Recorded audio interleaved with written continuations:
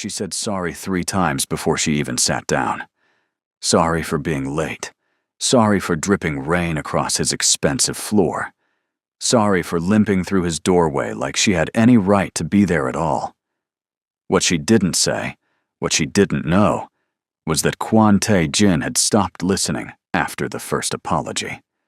Because he'd already noticed the limp, already calculated how much pain she was hiding, already decided that this girl, this stranger who'd stumbled into his world by accident, was either the answer to his problem or about to become his biggest one. And in his line of work, as the head of Seoul's most feared Mafia organization, those two things were often exactly the same. The elevator doors slid open, and Samira was already talking, already apologizing, already late. "I'm so sorry. The train stopped between stations, and I ran from Gangnam Station, but the rain made everything slippery, and I couldn't. I'm really sorry." She stepped into the room, water dripping from her jacket, her backpack heavy with textbooks she'd borrowed from the library, her left leg dragged just slightly as she moved forward. The man at the table hadn't moved. He sat perfectly still, hands folded in front of him, watching her the way people watch something they're trying to figure out. The apartment was too quiet, too big. The lights were dim except for the single lamp over the dining table where he sat. This wasn't right. Mrs. Bach had said she'd be tutoring a businessman's son, someone who needed help with economics for a university entrance exam. This man was no student. He looked about 34, maybe 35. Dark hair, dark eyes, wearing a white shirt with the sleeves rolled to his elbows. No watch, no jewelry, nothing that screamed wealth. But somehow, the entire room bent around him like he was the only thing in it that mattered. Then his eyes dropped. Just for a second. To her left leg. Samira's breath caught. She forced herself to stand straighter, forced the limp into stillness, even though her knee was screaming from the run through the rain.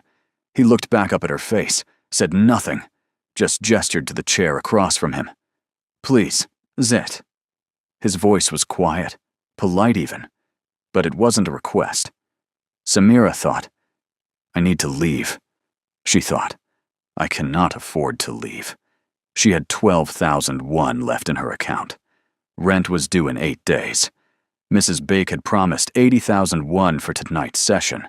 Cash, no questions asked. She needed this. So she pulled out the chair and sat down. "I'm Samira Misangi," she said, trying to sound professional, trying to sound like she belonged here. "Mrs. Beck sent me. I understand you need help with macroeconomics." The man tilted his head slightly, like he was listening to something underneath her words. "She did send you," he said slowly. "And you came." "Yes. Even though you're injured." "I'm not injured. You're limping." Samira's hands tightened around the strap of her backpack, still hanging off her shoulder. "I'm fine. Should we start with the material, or do you want to tell me what topics you're struggling with?" For the first time, something like amusement flickered across his face. It disappeared as quickly as it came.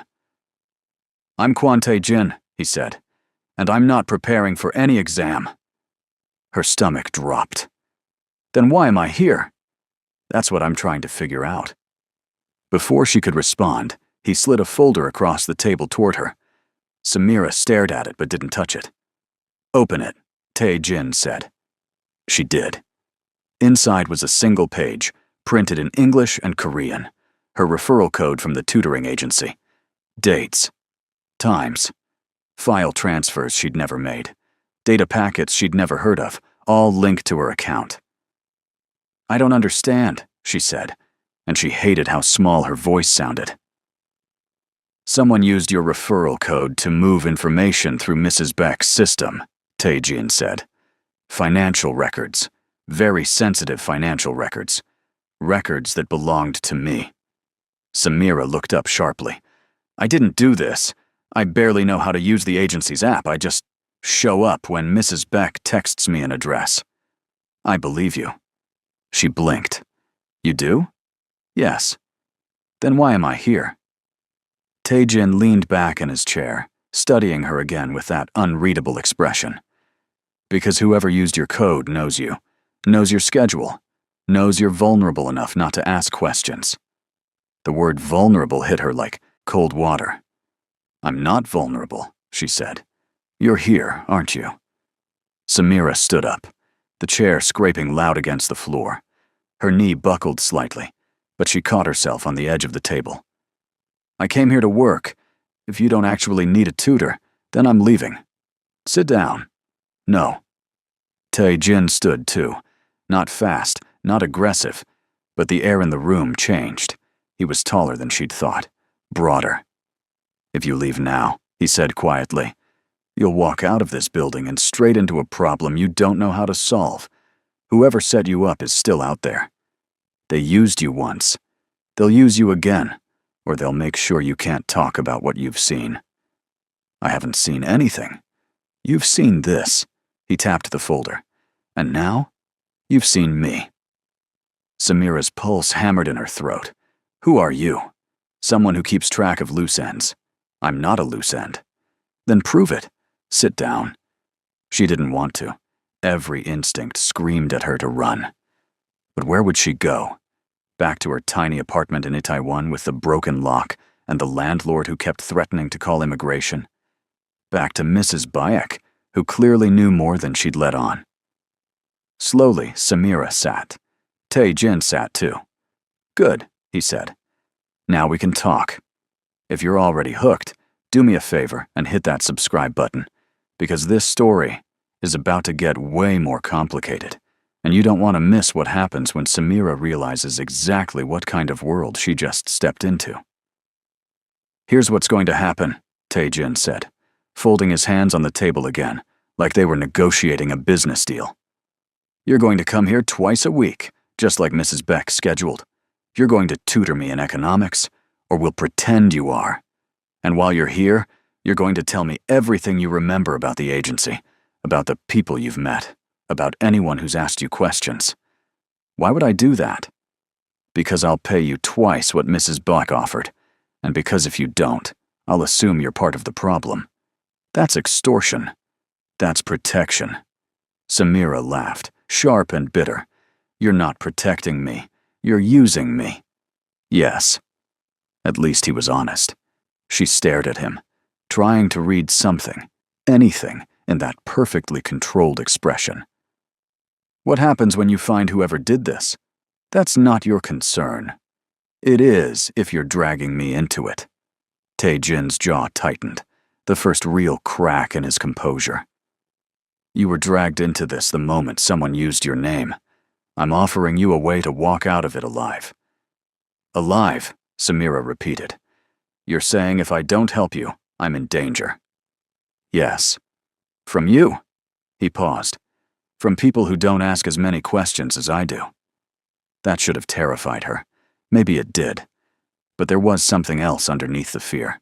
Something stubborn and sharp that had kept her going when her scholarship disappeared, when her savings ran out, when every door in Seoul seemed designed to close in her face. 160,000 won, she said. Per session. Cash. Tae-jin raised an eyebrow. You're negotiating. You said twice what Mrs. Black offered. She promised 80,000. I'll give you 200,000. Samira blinked. That was more than she made in a week at her other part-time jobs combined. Enough to pay rent and eat something besides convenience store rice balls. Why? She asked. Because you're smart enough to negotiate, which means you're smart enough to notice things. I need someone who notices things. He slid a pen and a small notepad across the table. Start with Mrs. Bayek. How did you meet her? Samira picked up the pen slowly. Her hand was shaking. She willed it to stop. 6 months ago, she said. I was looking for work. Someone at the university, another international student, gave me her number.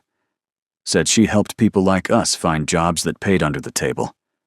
People like you. People whose visas are complicated. Tae-jin wrote something on his own notepad. What made your visa complicated? Samira hesitated. This was the part she didn't talk about. The part that still felt like shame, even though none of it had been her fault. "My scholarship was revoked," she said finally. "Administrative issue," they said. "A funding reallocation. But it happened a week after I reported a professor for changing grades for students who paid him." Tae-jin's pen stopped moving. He looked up at her. "You reported him?" "Yes. Knowing it might cost you. I didn't think they'd actually punish me for it." Something shifted in his expression, too quick for her to name. "How long until your visa expires?" 3 months, maybe less if I can't prove I'm enrolled." "And you can't re-enroll without the scholarship?" "No." He went back to writing. Samira watched his hand move across the paper, quick and precise. Everything about him was precise. The way he sat, the way he spoke, even the way he looked at her, felt calculated. "Mrs. Bick knew about your visa situation," he said. "Yes? And she offered you work anyway." "She offered a lot of people work. I wasn't special." "Did she ask you to do anything besides tutoring?" Samira frowned. "Like what?" "Deliver anything. Carry messages. Meet people in specific places." "No. Just tutoring. Sometimes test prep. Sometimes conversation practice for business English." "Did you ever use your referral code?" "Once. Another student wanted to sign up, and I gave her my code, because Mrs. Bayek said we'd both get a bonus." "What was her name?" "I don't remember. It was months ago." Tae-jin's eyes sharpened. "Try." Samira closed her eyes, thinking back. "Sarah? Maybe. No, wait. Sarah without the H. Sarah Kim. She was Korean American, needed help with Korean writing." "Did you ever see her again?" "No. She stopped showing up after 2 sessions. Tae-jin wrote that down. Then he stood abruptly and walked to the window. The rain was still coming down hard, streaking the glass in long silver lines. "You'll start next week," he said without turning around. "Same time. Bring materials for macroeconomic theory, global trade policy, whatever you think someone in my position should know." "What is your position?" He turned slightly, just enough for her to see his profile against the dark window. "I run a business that requires discretion." "That's not an answer. It's the only one you're getting tonight." Samira stood too, slinging her backpack over her shoulder. The weight made her knee throb. "If I do this, I need your word that you won't hurt me." Tae-jin turned fully now, looking at her straight on. "I won't hurt you. Or have someone else hurt me. Or have someone else hurt you. Or get me deported." His mouth twitched, almost a smile. "Or get you deported." "Okay." She started toward the elevator, trying not to limp, failing completely. Behind her, she heard him move. "Samira." She stopped, but didn't turn around. "The limp," he said. "How long have you had it?" Her throat tightened. "Why does it matter?" "It matters." She looked back at him over her shoulder. 2 years. An accident. It doesn't affect my work." "I didn't say it did." "Then why ask?" "Because you're in pain, and you're pretending you're not." Samira's hands curled into fists. "I'm fine. You're not." "With respect," she said, putting every ounce of sharpness she had into the words. "You don't know anything about me." "Not yet," Tae-jin said. "But I will." The elevator doors opened. Samira stepped inside and pressed the button for the ground floor. Just before the doors closed, she saw him still standing there, watching her with that same unreadable expression. When she got outside, the rain soaked her again within seconds. She stood under the building's awning, trying to catch her breath, trying to stop shaking. 200,001, twice a week. She could survive on that, maybe even save enough to hire a lawyer, fight the visa issue properly. But the way he'd looked at her, the way he'd noticed. Samira pulled her jacket tighter and stepped into the rain. She didn't see the black car parked across the street, or the man inside it watching her limp toward the subway station. But Tae-jin did. He stood at the window, phone already to his ear. "Follow her," he said quietly. "Don't approach. Just make sure she gets home." On the other end, Yoon Jae-sung's voice crackled. You think she's involved? No. Then why the protection detail? Tae-jin watched Samira disappear around the corner, small and stubborn and soaked to the bone. Because if she's not involved, she's bait, he said. And I want to know who's fishing. He hung up. The apartment felt too quiet again. Tae-jin looked down at the notepad where he'd written everything she'd said. Her handwriting was small and careful on the other page. Her notes, about Mrs. Baek, cramped into neat rows like she was afraid of taking up too much space. He picked up the folder with her referral code and flipped it open again. Someone had used her.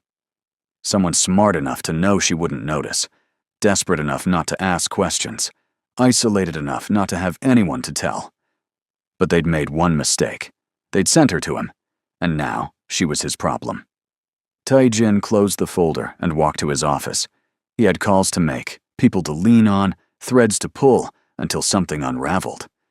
But first, he opened his laptop and pulled up the background check his people had run on Samira Msangi. 26 years old, born in Addis Ababa, scholarship student, top of her class, fluent in 4 languages, no criminal record, no debt beyond normal student expenses, no family in Korea. The file was clean, too clean. People weren't clean. People had complications, messy histories, things they were running from or toward. Samira had none of that, which meant either she was exactly who she appeared to be, a student who'd been screwed over by a corrupt system and was trying to survive, or she was very, very good at hiding. Tae-jin scrolled down to the incident report from 2 years ago, a car accident in Addis Ababa. She'd been a passenger. The driver, her older brother, had died on impact. She'd spent 3 months in the hospital learning to walk again. He sat back in his chair. She'd lost someone. She knew what it was like to have something taken without warning, without fairness, without the chance to fight back. Tae-jin understood that. He closed the laptop. Tomorrow he'd have Jae-sung dig deeper into Mrs. Baek's operation, trace every referral code, find the ghost in the system. Tonight, he just sat in the dark and thought about a girl who'd negotiated her own pay while her hands were shaking. 3 days later, Samira's phone buzzed. She was in the middle of her shift at a convenience store in Hongdae, restocking shelves and trying to ignore the group of drunk college students arguing about ramen brands.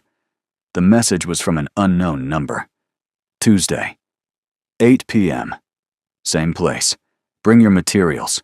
No name. No signature. She didn't need one. Samira stared at the message, her thumb hovering over the keyboard. She could ignore it. Block the number. Pretend the whole thing had been a bad dream. But 200,000 won. She typed back. I'll be there. The reply came instantly. Good. That was it. No pleasantries, no confirmation of details. Just good, like he'd expected nothing less. Samira shoved her phone back in her pocket and went back to stocking shelves. One of the college students knocked over a display of chips. She didn't react. Her manager yelled at her to clean it up. She did. By the time her shift ended at midnight, her knee was screaming and she'd made 32,000 won. Minus transportation, minus the kimbap she'd bought for dinner, she'd cleared maybe 25,000. 8 hours for 25,000 won. 2 hours with Kwon Tae-jin for 200,000. The math wasn't hard, but numbers didn't account for the weight in her chest every time she thought about going back to that apartment, sitting across from that man who saw too much. Samira rode the train home and climbed the 4 flights of stairs to her apartment because the elevator was broken again. By the time she unlocked her door, she was exhausted. Inside, the apartment was exactly as she'd left it. Tiny. Cold. The window didn't close all the way, so there was always a draft. But it was hers. For now. She dropped her bag and collapsed onto the narrow bed, staring at the ceiling. Her phone buzzed again. This time, it was Mrs. Baek. I heard you met with a private client. Well done. Let me know if you need anything. Samira deleted the message without responding. Something about it felt wrong. The timing, the tone, the way Mrs. Beck had never checked in on her before, but suddenly cared now. She thought about what Tae-jin had said. Whoever set you up knows you. Sarah Kim. The name rattled around in her head. She pulled out her laptop and opened the tutoring agency's portal, scrolling through her past sessions. There. 4 months ago, 2 sessions with Sarah Kim, Korean writing practice. Samira clicked on the account. Deleted. Not deactivated. Deleted. Like it had never existed. Her stomach turned. She opened her referral history. The code had been used 6 times under Sarah's account, all within a 2-week period, all for sessions that never actually happened. Samira took a screenshot and sent it to the unknown number. Found something. The reply came 5 minutes later. I'm sending someone to you. Don't leave your apartment. Wait, what? She typed back immediately. What do you mean, sending someone? I'm not letting a stranger into my apartment. He's not a stranger. He works for me. His name is Yoon Jae-sung. He'll be there in 20 minutes. Samira stood up, pacing the small room. This was escalating too fast. She barely knew Tae-jin, and now he was sending people to her home? I didn't agree to this. The reply was blunt. You sent me evidence in the middle of the night. That means someone might be watching your activity on the portal. If they are, they know you're digging. Jae-sung is there for your protection, not mine. Samira wanted to argue, wanted to throw the phone across the room and scream. But he was right. She'd been stupid. Reckless. If someone had used her account before, they might still have access to it. Might be watching right now. Fine. But he stays outside. Agreed. Exactly 20 minutes later, there was a knock on her door. Samira looked through the peephole and saw a man in his early 40s, wearing a dark jacket and an expression that suggested he'd rather be anywhere else. She opened the door a crack, keeping the chain lock on. Yoon Jae-sung. Yes. Tae-jin sent you. Yes. You're supposed to stay outside. For the first time, Jae-sung's expression shifted, something almost like amusement. That's what he told me. Okay. So, stay outside. Understood. Samira closed the door and locked it. Then she stood there, listening. She heard him move, heard him settle against the wall opposite her door. He was actually staying. She didn't know whether to be relieved or more terrified. Samira went back to her laptop and kept digging. By 3 a.m, she had a list of 12 referral codes that had been used the same way as hers.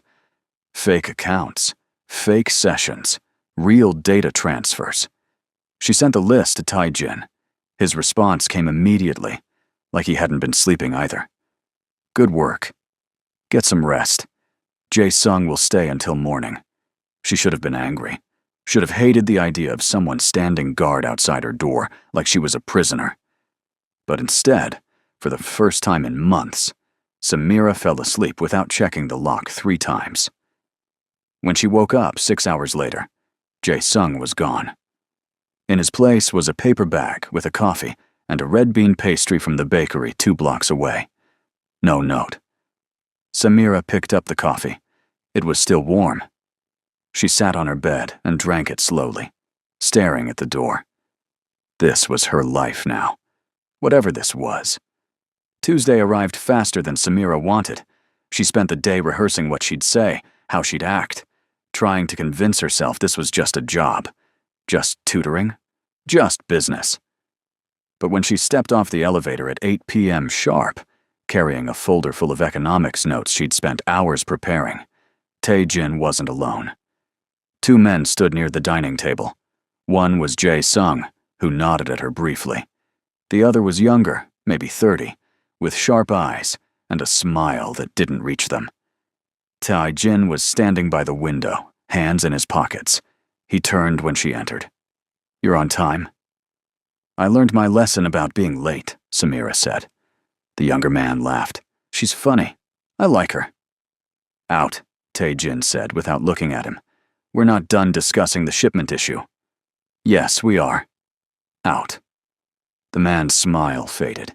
He glanced at Samira, then at Tai-Jin, then back at Samira. Something passed across his face. Understanding, maybe, or suspicion. Sure, Hyung. We'll finish later. He left, Jae-sung following behind him. The elevator doors closed. Samira and Tai-Jin were alone. Friend of yours? She asked. Associate. He looked at me like I was a problem. You are a problem, Tai-Jin said, but there was no heat in it. Sit. She did, spreading her notes across the table. Tai-Jin sat across from her, the same position as last time. I found more, Samira said, pushing the printed list toward him. 12 accounts, same pattern. All deleted now. He picked up the paper, scanning it quickly. When did you pull this? 3 nights ago, after I sent you the first screenshot. I told you to rest. I couldn't sleep. Tai-Jin looked up from the paper. Because you were worried, or because Jae-sung was outside your door? Both. He almost smiled. Almost. The coffee was his idea. Tell him thank you. Tell him yourself. He'll be driving you home tonight. Samira blinked. I can take the train. Not anymore. That's not your decision. It is now. Tai-Jin set the paper down and leaned back in his chair. Someone accessed the agency portal from your account 2 hours after you sent me that screenshot. They deleted 4 more accounts and tried to erase the server logs. Her blood went cold. They know I'm looking. Yes. So what happens now? Now you stop using your own account for anything. Jae-sung will set you up with a secure device tomorrow. And you don't go anywhere alone after dark. For how long? Until I find who's doing this. Samira's hands tightened on the edge of the table. You're putting a leash on me. I'm keeping you alive. Same thing. It's not. She stood up, the chair scraping back. Her knee protested, but she ignored it. I didn't agree to this. I agreed to tutoring, to answering questions, not to being followed everywhere like I'm some kind of prisoner. Tai-Jin stood too, slower, his eyes never leaving hers. You became part of this the moment you found that list. You think whoever's behind this is going to let you walk away because you're inconvenient? They've already killed to protect this operation. What? The student you mentioned. Sarah Kim. We found her body yesterday. Dumped in the Han River 3 months ago. The room tilted. Samira grabbed the back of the chair to steady herself. Sarah Kim. The girl who'd used her referral code. The girl who'd disappeared after 2 sessions. Dead. I don't understand, Samira whispered. She was part of it. Probably recruited to set up the fake accounts. When she became a liability, they got rid of her. And you think they'll do the same to me? Tai-Jin moved around the table, not close enough to touch, but close enough that she had to look up to meet his eyes. I think if they wanted you dead, you already would be, he said quietly. Which means they still think you're useful. Or they're waiting to see what you know. That's not comforting. It's not supposed to be. It's supposed to make you take this seriously. Samira forced herself to breathe, in and out, slow and steady. Okay, she said finally. Okay. Jae-sung drives me home. I use the secure device. I don't go anywhere alone. Good. But I want something in return. Tai-Jin raised an eyebrow. You're negotiating again. You said I was good at it. This time he actually smiled, small and quick, but real. What do you want? The truth. About what you do. About why someone would steal from you and kill to hide it. The smile disappeared. That's not a small thing to ask. I know. Tai-Jin walked back to the window, looking out at the city lights spreading below them. When he spoke, his voice was careful, measured. I run a financial operation, investments, acquisitions, trade logistics. Most of it is legitimate. Some of it exists in spaces where legitimacy is more flexible. You're saying you're a criminal? I'm saying I operate in markets that don't wait for government approval. Samira processed that. And the information that was stolen? Client lists, transaction records, routes and contacts for shipments that certain people would pay a lot of money to intercept or expose. Shipments of what? Does it matter? Yes. He turned to look at her. Why? Because if I'm risking my life for this, I need to know it's not for something I can't live with. Tai-Jin studied her for a long moment. Then he said, luxury goods, electronics, medicine that's legal in some countries and restricted in others.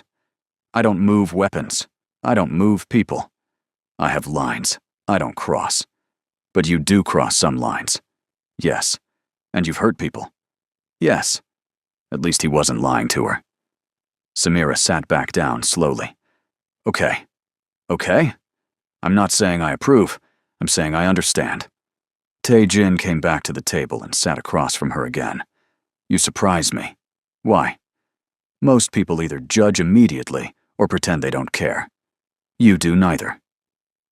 I grew up in a country where the legal system protects the powerful and punishes everyone else, Samira said. I watched police take bribes while my neighbors starved. I watched government officials steal aid money while people died in hospitals. So, no, I'm not going to pretend the law is the same as morality. Something shifted in Tai-Jin's expression. Respect, maybe. Or recognition. Your brother, he said. The accident. It wasn't an accident, was it? Samira's breath stopped. How do you know about my brother? I know about everything. That's not an answer. He was driving a supply truck for a medical charity. Someone ran him off the road. The police called it an accident and closed the case in 48 hours. Her hands were shaking now. She pressed them flat against the table. Who told you that? My people are thorough. Your people invaded my privacy. Yes. You had no right. I had every right. You're in my world now. I need to know who you are. Samira stood again, anger burning through the shock. You don't know anything about me. You know facts. You know dates and reports and whatever else you could dig up, but you don't know me. Tai-Jin stood too, and this time, when he moved closer, there was something different in the way he looked at her. Something raw. Then tell me, he said. Why should I? Because I'm asking. That's not good enough. What would be good enough? Samira didn't have an answer. They stood there, 3 feet apart, the silence stretching between them like a wire pulled too tight. Finally, Tai-Jin stepped back. We should focus on the tutoring, he said, his voice carefully neutral again. That's what you came here for. It took her a moment to shift gears, to remember the notes she'd prepared, the lesson she'd planned. Right, she said. Economics. Do you actually want to learn this? Or are we just pretending? Teach me something. Samira pulled out a chart she'd drawn, supply and demand curves intersecting. Basic market theory. When supply increases and demand stays constant, prices drop. When demand increases and supply stays constant, prices rise. I know this already. Then tell me how it applies to your business. Tai-Jin sat down, leaning back in his chair. I control supply on certain routes. If I flood the market, prices crash and my competitors can't sustain their operations. If I restrict supply, prices rise and I maximize profit per unit. But if you restrict too much, you create space for new competitors to enter the market. Which is why I maintain calculated scarcity, enough restriction to keep prices high, enough supply to prevent desperation that breeds innovation. Samira pulled out another chart. What about elasticity? If your prices get too high, demand shifts to substitutes. There are no substitutes for what I provide. There are always substitutes. Not if you control those too. She looked at him. You're describing a monopoly. I'm describing efficiency. You're describing how to choke out competition. Same thing. Despite everything, despite the fear and the anger and the sheer insanity of her situation, Samira felt something like excitement. This was the first real conversation she'd had about economics in months. The first time someone had actually challenged her, pushed back, made her think. Monopolies collapse, she said. History proves it. Someone always finds a way to break them. Only if the monopoly gets complacent. Are you complacent? Tae-jin's eyes glinted. What do you think? I think you're paranoid enough to have someone follow me home and controlling enough to investigate every person you meet. So no, probably not complacent. Paranoid and controlling. That's your assessment of me? Am I wrong? No. Samira sat down again, spreading out more notes. Then let's talk about risk management, because clearly you're good at it. They worked for the next hour, falling into a rhythm that felt almost natural. He'd pose a scenario from his business. She'd break down the economic theory behind it. And they'd argue about applications until one of them conceded a point. He was smart. Sharper than most of her professors. And he listened, really listened, in a way that made her feel like her words actually mattered. By the time they finished, it was past 10. Samira started packing up her notes. Same time next week? Thursday, Tae-jin said. I want twice a week until we find who's behind this. That wasn't the deal. 400,000 won per week, 2 sessions. She stopped packing. You're bribing me. I'm compensating you for increased risk and inconvenience. Still sounds like a bribe. Does it matter? Honestly, no. 400,000 won a week would solve almost all her immediate problems. Fine, she said. Tuesday and Thursday. But I'm not available before 7. 7 works. Samira slung her bag over her shoulder. The weight made her wince, just slightly, and Tae-jin noticed immediately. Let me see your knee, he said. No. Samira, it's fine. You're limping worse than you were an hour ago. It's always worse at night. I'm used to it. That doesn't mean you should have to be. There was something in his voice, something gentle that made her chest tighten. Why do you care? She asked quietly. Tae-jin didn't answer right away. He looked at her like he was trying to figure out the answer himself. I don't know yet, he said finally. Before she could respond, his phone rang. He answered it, his expression going cold and blank in an instant. When? Pause. Where is he now? Pause. Don't touch him. I'm coming. He hung up and looked at Samira. Jae-sung will take you home. Don't wait for me. What happened? Nothing you need to worry about. But she could see the tension in his shoulders, the way his hand had curled into a fist. Tae-jin. He stopped at the door, looking back at her. Be careful, she said. Something flickered across his face. Surprise, maybe. I'm always careful, he said. Then he was gone. Hey, quick pause here. If this story is keeping you on the edge of your seat, make sure you're following along because things are about to get intense. And trust me, you don't want to miss what happens next. Jae-sung appeared in the elevator 30 seconds later, as if he'd been waiting just out of sight. Ready? He asked. Samira nodded. They rode down in silence. A black car was waiting outside, engine running. Is he in trouble? Samira asked, as Jae-sung opened the door for her. He's always in some kind of trouble, Jae-sung said. That's the job. What happened tonight? Can't tell you that. Can't or won't. Both. Samira slid into the back seat. Jae-sung closed the door and got into the driver's seat. As they pulled away from the building, Samira looked back. She could see lights on in the top floor, Tae-jin's apartment. And then they turned a corner, and it disappeared. He's going to get himself killed one day, isn't he? She said. Jae-sung glanced at her in the rearview mirror.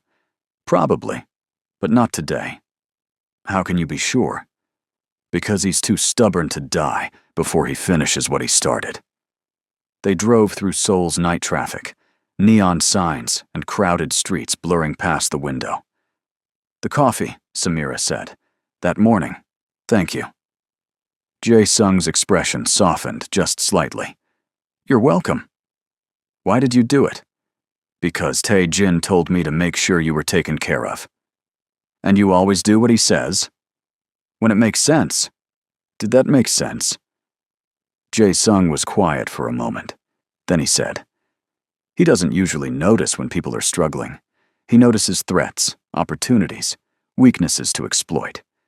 But he noticed you were tired, that you probably hadn't eaten. That made me curious. Curious about what? About why you're different. Samira didn't know what to say to that. They pulled up outside her building 20 minutes later.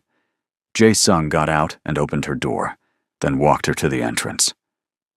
"I'll be here at 6:45 on Thursday to pick you up," he said. "I can take the train.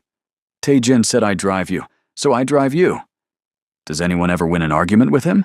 Jae-sung smiled, the first real smile she'd seen from him. "You did. Twice. That's more than most people manage." He waited until she was inside before getting back in the car. Samira climbed the stairs to her apartment, her knee screaming with each step. Inside, she dropped her bag and collapsed on the bed. Her phone buzzed. Unknown number. But she knew who it was. "Did Jae-sung get you home safely?" She typed back. "Yes." "Good. Get some rest." She should have left it there. Should have put the phone down and gone to sleep. Instead, she typed, "Are you okay?" The reply took longer this time. "Why are you asking?" "Because you looked worried when you left." "I don't get worried. Everyone gets worried. Not about things I can control. And if you can't control it, then I make sure I can." Samira stared at the message, reading between the lines. Whatever had happened tonight, whoever had called him, it was serious enough to make him drop everything. "Be safe," she typed. "Always am." That was a lie, and they both knew it. She put her phone down and closed her eyes, but sleep didn't come easy. She kept thinking about the way Tae-jin had looked at her when she asked him to be careful. Like no one had said that to him in a long time. Like he didn't know what to do with it. Thursday came, and Jae-sung was outside her building at exactly 6:45. Samira had spent the past 2 days jumping at shadows, checking over her shoulder, waiting for something bad to happen. Nothing had, but the waiting was almost worse. "You look tired," Jae-sung said as she got in the car. "I haven't been sleeping well." "Nightmares?" "Just regular dreams where I'm being chased by people I can't see." "That's a nightmare." "Feels more like a documentary at this point." Jae-sung actually laughed at that. When they arrived at Tae-jin's building, Jae-sung walked her up.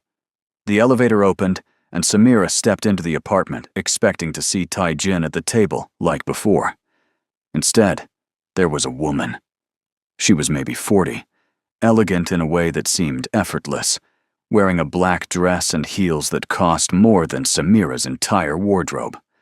Her hair was pulled back in a neat bun, and when she looked at Samira, her eyes were sharp and assessing. "You must be Samira," the woman said in perfect English. "I'm Min Seo-yeon. I handle financial operations for Tae-jin's organization."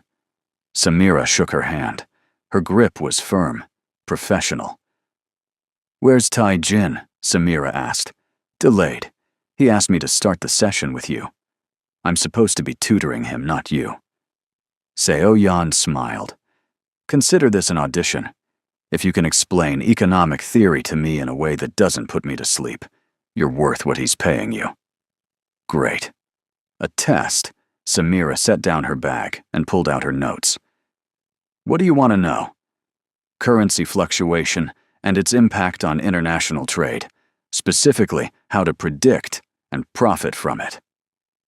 For the next 45 minutes, Samira talked through exchange rates, inflation patterns, central bank policies, and arbitrage opportunities. Seo-yeon listened without interrupting, occasionally making notes in a small leather notebook. When Samira finished, Seo-yeon leaned back in her chair. "You're good," she said. "Better than I expected." "Thanks, I think." "It's a compliment. Tae-jin usually has terrible taste in people, but you actually know what you're talking about. Is that rare? In his world? Very." The elevator doors opened, and Tae-jin stepped out. He looked exhausted, his shirt wrinkled, hair slightly mussed, like he'd been running his hands through it. But when he saw Samira, something in his expression eased. "Sorry I'm late," he said. "Seo-yeon kept me company." "And tested you, I'm sure." "Thoroughly," Seo-yeon said, standing. "She passed. Try not to scare her off." She left, heels clicking against the floor. Tae-jin sat down heavily in the chair across from Samira. How bad was she? Intense, but fair. That's Seo-yeon. She doesn't waste time on politeness.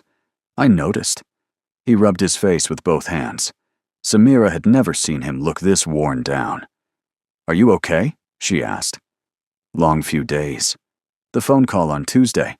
Did you handle it? Mostly. That's not reassuring. It's not supposed to be. He looked at her, really looked at her, and something in his gaze made her stomach flip. You're still here. Where else would I be? Smart people would have run by now.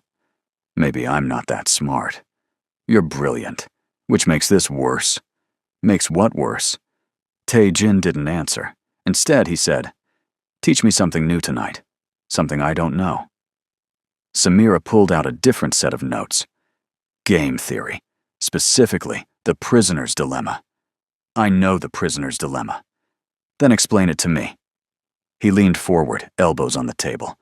Two criminals are arrested. They're separated and can't communicate. If both stay silent, they both get light sentences. If one betrays the other, the betrayer goes free and the other gets a heavy sentence. If both betray each other, they both get moderate sentences.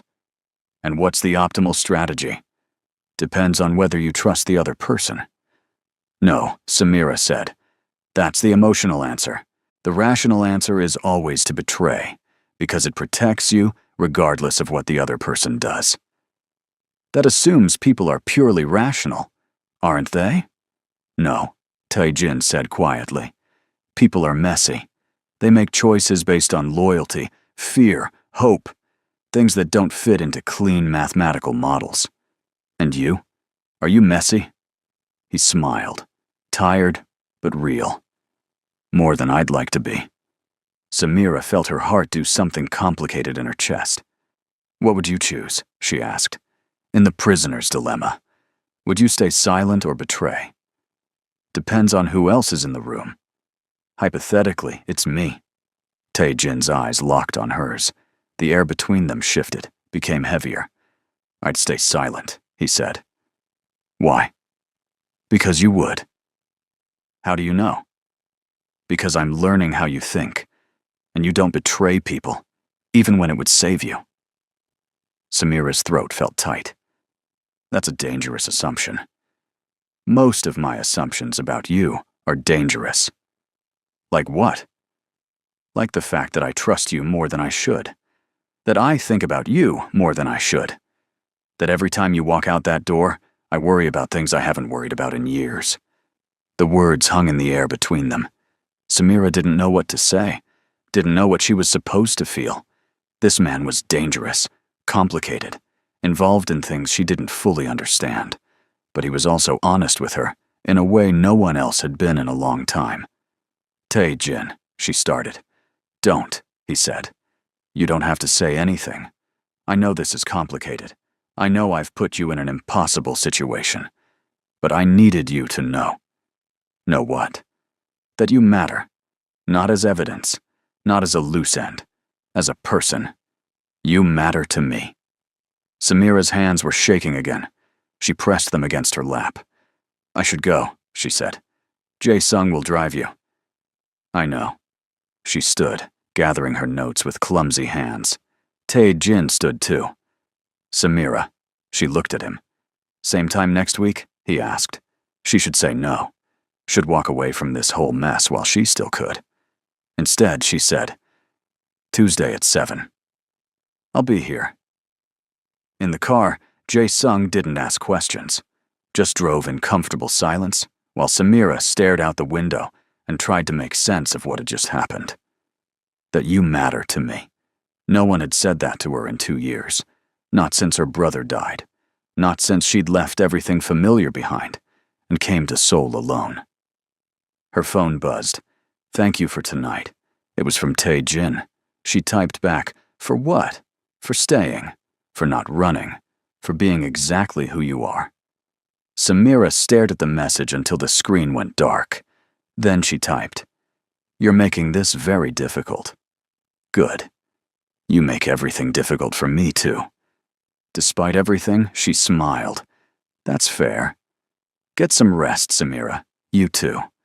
When she got home, she didn't check the lock 3 times like usual. She just went to sleep, and for the first time in weeks, she didn't dream about being chased. She dreamed about a man with dark eyes, who looked at her like she was the answer to a question he didn't know how to ask. The pattern held for 2 weeks. Tuesday and Thursday, 7 p.m. Samira showed up, and they pretended to focus on economics, while the real education happened in the spaces between words. She learned that Tai-Jin took his coffee black, that he had a scar on his left hand he never explained, that when he was thinking hard about something, he'd tap his index finger against the table 3 times. He learned that she hummed when she was working through problems, that she chewed her bottom lip when she was nervous, that her limp was worst on cold days, but she never complained about it. They were learning each other, and that was the problem. On the 5th session, Samira arrived to find Tai-Jin standing at the window, phone pressed to his ear, voice low and dangerous. I don't care what it costs. Find him. He hung up when he saw her. Bad day? She asked, setting down her bag. Bad week. Want to talk about it? No. Want to pretend to learn about fiscal policy while you brood silently? The corner of his mouth lifted. Yes. They sat. Samira pulled out her notes, but before she could start, Tai-Jin pushed a folder across the table. What's this? She asked. Your visa extension. Approved for another year. Her hands froze on the folder. How did you do this? I know people. Tai-Jin, this is impossible.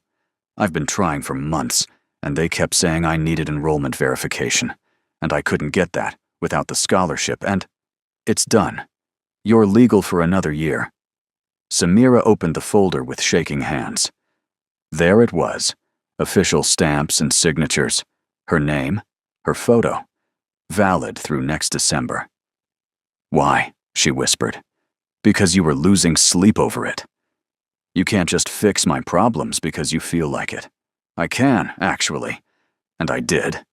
She looked up at him, emotions tangling in her chest. Gratitude, yes, but also anger, because this was too much, too fast, too intimate. I can't pay you back for this. I'm not asking you to. Then what are you asking? Tai-Jin leaned back in his chair, studying her with that intense focus that made her feel transparent. I'm asking you to stop pretending you're alone in this. You have people now. You have me. For how long? The question hung between them. I don't know, he said honestly. But for now, you have me. Samira closed the folder carefully. Thank you. You're welcome. They spent the next hour on fiscal policy, but Samira's mind kept wandering to the folder in her bag, to the man across from her who'd casually solved a problem that had been suffocating her for months. When the session ended, Tai-Jin walked her to the elevator, like he always did now. Samira, he said as the doors opened. She turned. He looked like he wanted to say something important, but instead he just said, See you Thursday. See you Thursday. In the car, Jae-sung glanced at her in the mirror. He fixed your visa. How did you know? He's been working on it for a week, made a lot of calls, called in favors he usually saves for bigger things. Why would he do that? Jae-sung's expression softened. You really don't know. Know what? He cares about you, more than he should. More than is safe for either of you. Samira's heart hammered against her ribs. That's ridiculous. We barely know each other. Time doesn't matter. I've seen him with a lot of people over the years.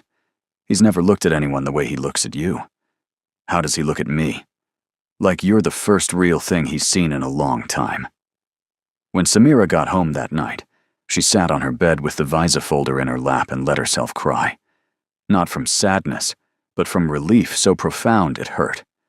She was legal. She could stay. She could breathe. And it was because of him. Her phone buzzed. Did you get home safely? Always the same question. Yes, she typed back. And thank you. Really? I don't know how to thank you enough. You don't have to thank me. Yes, I do. This changes everything. Good. You deserve things to change. She stared at the message, thumb hovering over the keyboard. Why are you doing this? Why me? The reply took a long time. Because when I look at you, I see someone who refuses to break, even when the world gives them every reason to. That's rare. You're rare. Samira's chest felt too tight. I don't know what to say to that. Then don't say anything. Just know it's true. She put the phone down and pressed her hands to her face. This was getting dangerous. Not the threat from whoever had stolen Tae-jin's data. Not the risk of being followed or watched. This. The way her heart jumped when she saw him. The way she caught herself thinking about him at random moments. The way his smile, rare and small, felt like a gift. She was falling for him. And that terrified her more than anything else. Thursday's session started normally. Samira arrived at 7, and Tae-jin was waiting. They settled into their usual rhythm. But 20 minutes in, the elevator doors opened, and 3 men stepped out. Tae-jin's entire body went rigid. The man in front was older, maybe 50, with gray hair and cold eyes. The 2 behind him were younger, built like soldiers. "Kwon Tae-jin," the older man said in Korean, "we need to talk." "Not now," Tae-jin said, his voice flat. "Now." Tae-jin stood slowly. "Samira, wait in the other room." "What's happening?" she asked. "Just go." The steel in his voice made her move. She grabbed her bag and walked toward what looked like a study, but she left the door cracked open. She could hear everything. "Who is she?" the older man asked. "None of your concern." "Everything you do is my concern, especially when you're bringing outsiders into your space." "She's a tutor, nothing more." "A tutor you've had investigated. A tutor you've extended visa protections for. A tutor Jae-sung drives home every night. Try again." Samira's blood ran cold. "She's not involved in the business," Tae-jin said. "Then why is she here?" "I told you, she's a tutor." "You don't need a tutor. You need to focus on the leak investigation. It's been 3 weeks and we still don't have answers." "I'm handling it." "Are you?" "Because from where I'm standing, you're distracted. And distraction gets people killed." There was a pause, heavy and dangerous. "Are you threatening me?" Tae-jin asked quietly. "I'm reminding you where your priorities should be. Find the leak, close it, and get rid of anything that's pulling your attention away from that." She stays. "That's not your call to make." "Yes, it is." Another pause. "You're making a mistake," the older man said. "Women like that. They're liabilities. They ask questions. They have morals. They expect things you can't give them. She'll destroy you, or you'll destroy her. Either way, it ends badly. Get out. Tae-jin, get out of my home, now." Samira heard footsteps, the elevator doors opening and closing. Silence.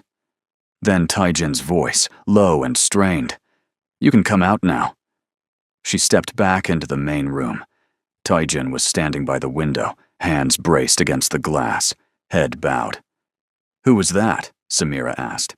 "Park Jin-woo, one of the senior members of the organization. He wanted you to get rid of me." "Yes." "Are you going to?"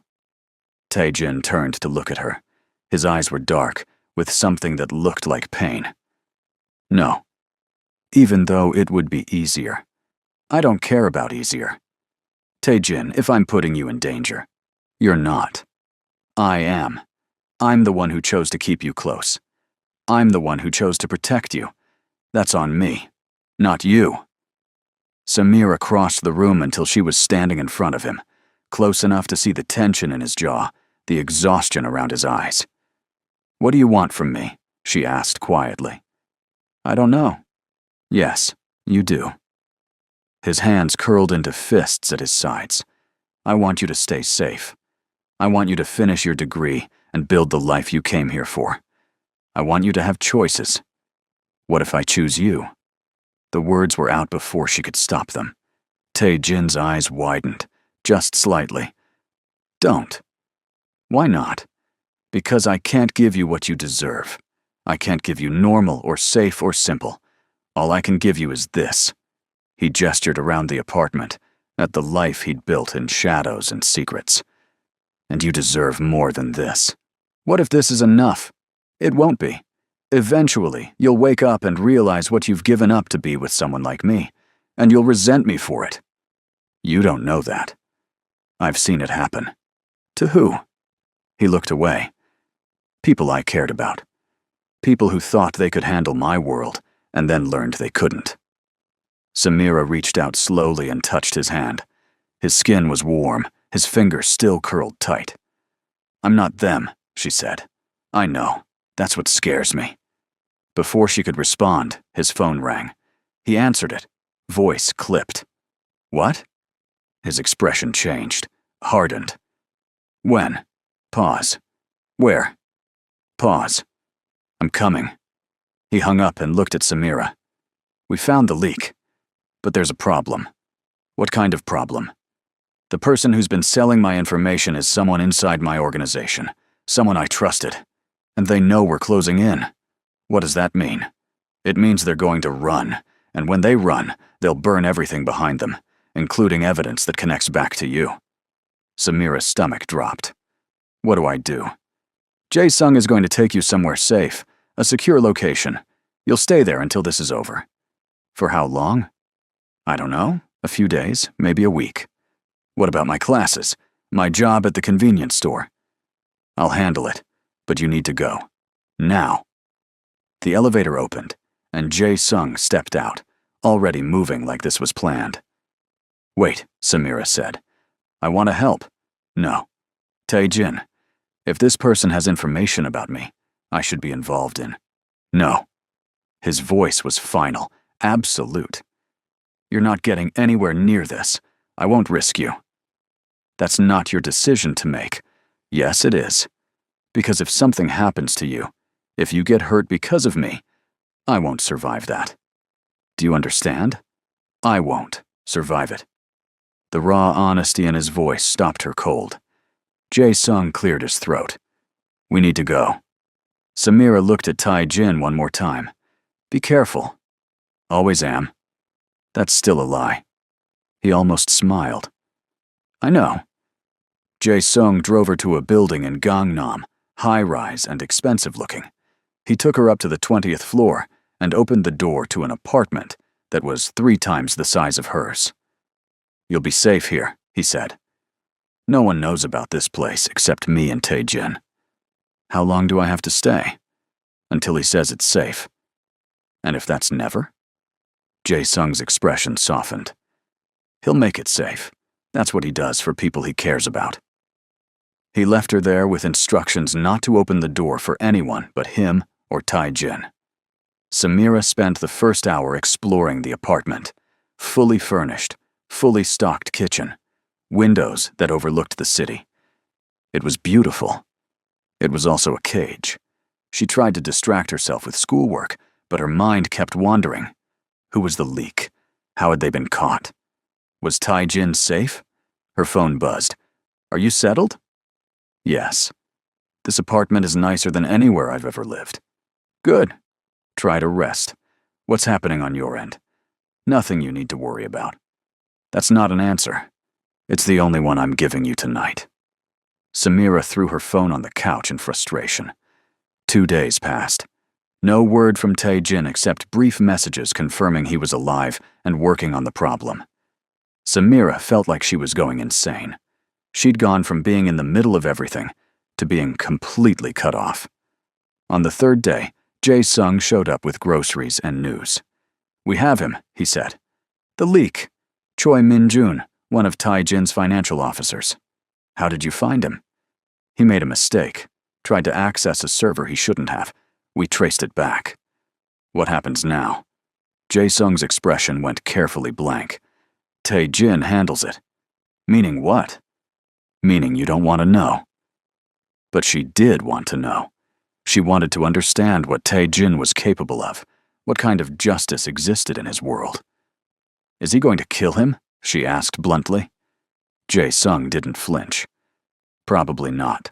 Tae-jin doesn't kill people unless he has to. But Choi will wish he had.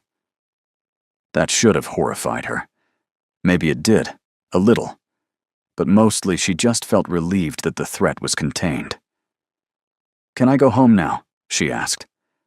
"Not yet. There's still the buyer to deal with, the person Choi was selling information to." "Who is it?" "Foreign intelligence operative. We're still identifying which agency.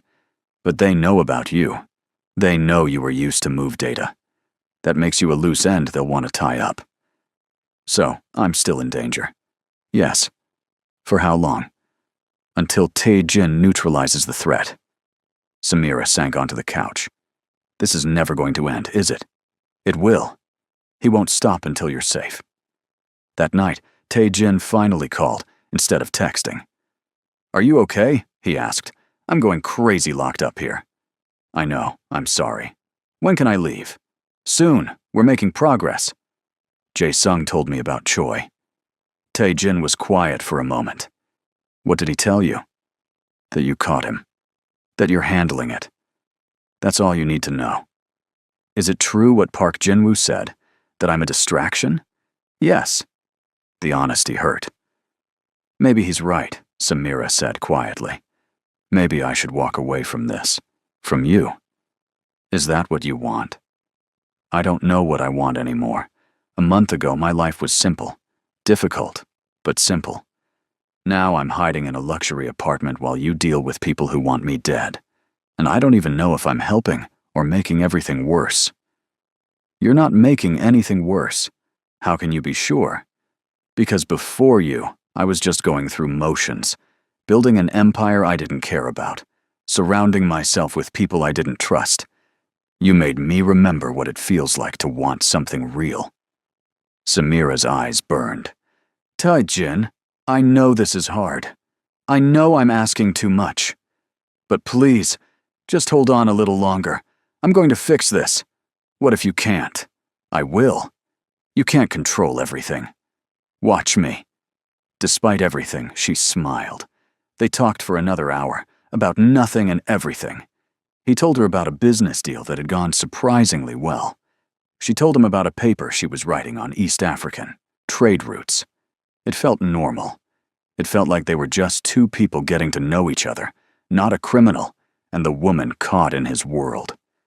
When they finally hung up, Samira felt lighter. 3 hours later, everything fell apart. She woke to the sound of someone trying to break down the door, not knocking, breaking.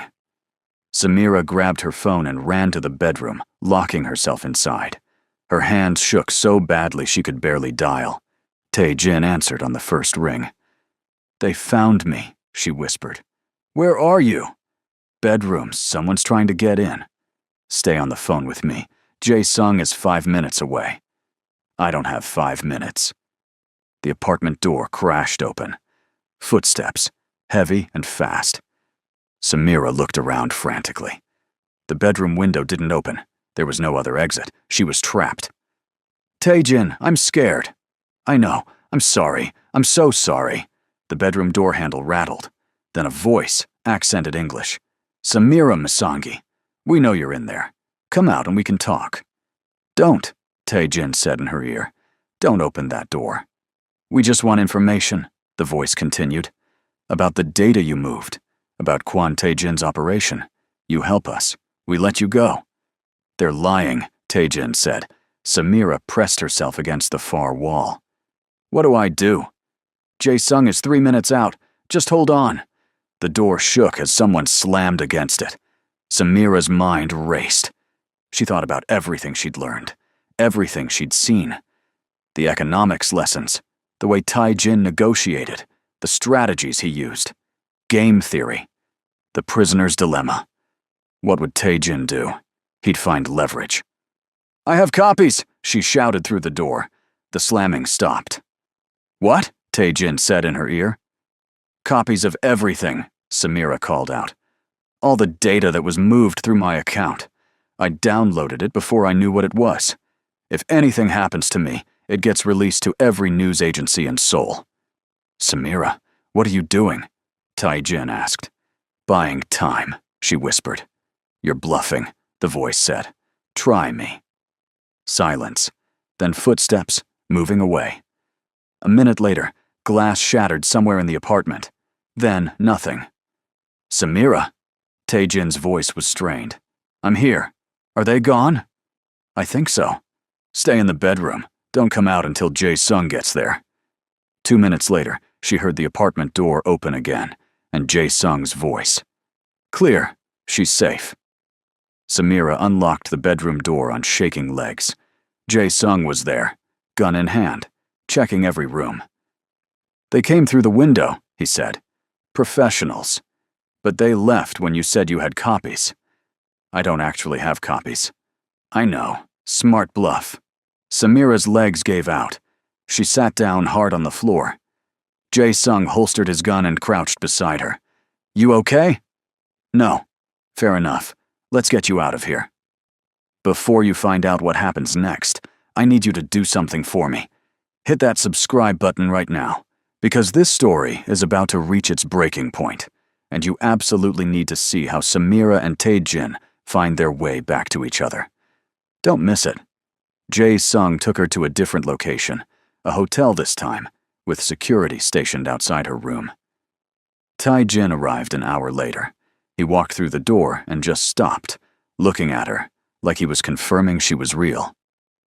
You're okay, he said. I'm okay. He crossed the room in 3 strides and pulled her into his arms.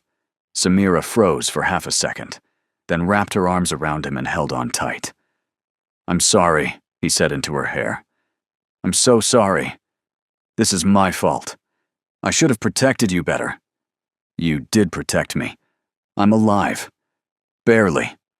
He pulled back just enough to look at her, hands on her shoulders. The bluff you pulled, he said.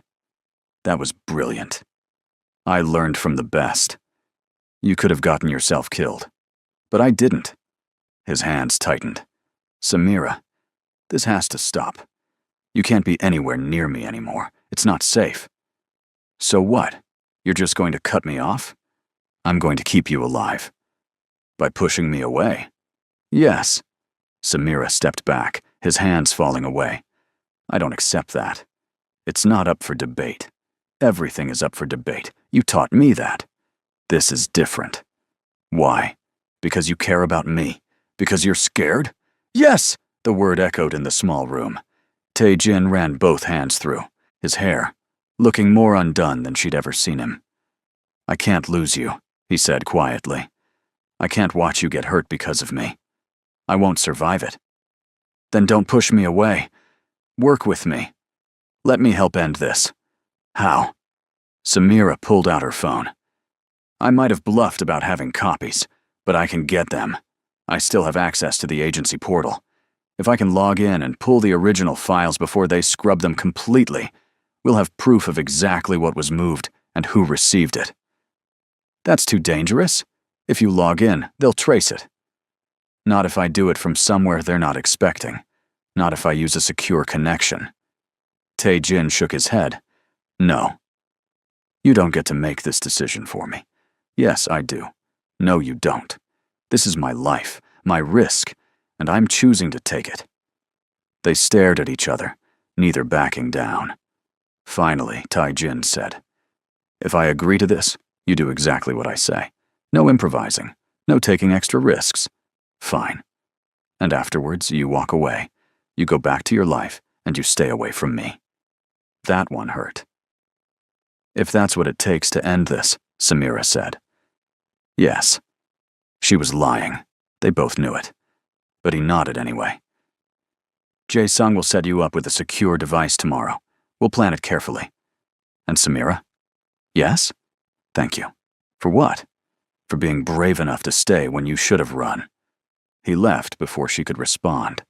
The operation happened 3 days later. Samira sat in a room with computers and people she'd never met, all of them working for Tai-Jin. He stood behind her as she logged into the agency portal using credentials Jae-sung had somehow obtained. Her hands were steady as she navigated to the file directory. There, she said, pointing. Those folders. That's where the transferred data would be stored. One of Tai Jin's tech people took over, copying everything to an external drive. Got it, he said. Clean extraction. They won't know we were here. Tai Jin's hand landed on Samira's shoulder just for a second. Well done. They spent the next 6 hours analyzing the files, transaction records, client lists, shipping routes, everything Choi had stolen, everything he'd sold to the foreign operative. And there, buried in the metadata, was the buyer's identity. CIA, CO Yan said, reading the report. Operating off book. They wanted your network to track weapons shipments in the region. Except I don't move weapons, Tai Jin said. They don't know that. Or they don't care. Tai Jin leaned back in his chair, thinking. We give them what they want, he said finally. What? Jae Sung looked shocked. Not my real network. A fake one. We create a trail that leads exactly where we want it to lead. Feed it to them through a controlled channel and make them think they've won. And Samira? Seo Yan asked.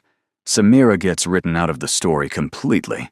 As far as anyone knows, she was a dead end, not worth pursuing.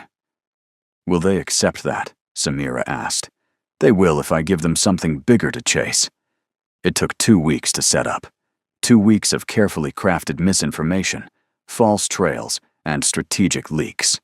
2 weeks where Samira stayed in the hotel, working on her thesis, and trying not to think about the fact that this was almost over. That soon she'd go back to her real life, and Tai Jin would go back to his, and they'd become just another story neither of them talked about. On the final day, Tai Jin came to see her. It's done, he said. The buyer thinks they have what they need. They've already pulled their people out of Seoul.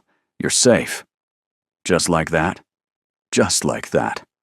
Samira sat down on the edge of the bed. So, what happens now? Now you go home, back to your apartment, your classes, your life. And you? Back to my life. Will I see you again? Tai Jin looked at her for a long moment. Do you want to? Yes. Even knowing what I am, what I do. Yes. He crossed the room and sat beside her, close enough that their shoulders touched. I meant what I said before, he said quietly. You deserve more than I can give you. What if I don't want more? What if I just want this? This isn't sustainable. Eventually someone will come after me, and you'll be collateral damage. I can't let that happen. So you're choosing for both of us. I'm choosing to keep you alive. Samira turned to face him. What if I told you that living without you doesn't feel like living at all? His expression cracked, just slightly. Don't say that. Why not? It's true. Because it makes this harder. Good. It should be hard. Tai Jin reached up and tucked a strand of hair behind her ear, his fingers gentle. You're impossible, he said. I learned from you. He smiled, sad and real. I don't know how to do this, how to be with someone without destroying them. Then let me teach you something for once. What? That some things are worth the risk. She leaned forward and kissed him. It was soft, tentative, a question more than a statement. For a second, he didn't move. Then his hand came up to cup her face, and he kissed her back, gentle and careful, like she was something precious. When they pulled apart, both of them were breathing hard. This is a terrible idea, he said. Probably. You're going to regret it. I doubt it. I'm going to hurt you eventually. Maybe. Or maybe I'll hurt you. That's fair. Samira smiled. So what do we do? Tai Jin was quiet for a moment, thinking. We try, he said finally. We see if this can work, but slowly, carefully. And the second it becomes too dangerous for you, we stop. Deal. I'm serious, Samira. Your safety comes first. I know. He kissed her forehead, soft and lingering. You're going to be the death of me. Hopefully not literally. We'll see. 3 months later, Samira sat in her apartment, thesis notes spread across her tiny table, when her phone buzzed. Dinner tonight. I found a place you'll like, She smiled. What time? 7. I'll pick you up. You mean Jae-sung will pick me up? Same thing. It's really not. See you at 7. Samira put down her phone and looked around her apartment. It was still small, still cold, but somehow it felt different now. She had her visa extended, her thesis was almost finished, and she had job interviews lined up for after graduation. She also had a man who called her every night just to hear her voice, who sent Jae-sung to pick her up whenever she had to go anywhere after dark, who looked at her like she was the best thing that had ever happened to him. It wasn't perfect. Tae-jin still had bad days where his world got dark and complicated. She still had moments where the fear crept back in, where she wondered if she'd made the right choice. But they were trying. That evening, Jae-sung showed up exactly at 7. "Where are we going?" she asked as she got in the car. "No idea. He just gave me an address." They drove to a quiet neighborhood in Hanam-dong and stopped in front of a small restaurant with warm lights in the windows. Tae-jin was waiting outside. He opened her car door and helped her out, his hand warm around hers. "What is this place?" she asked.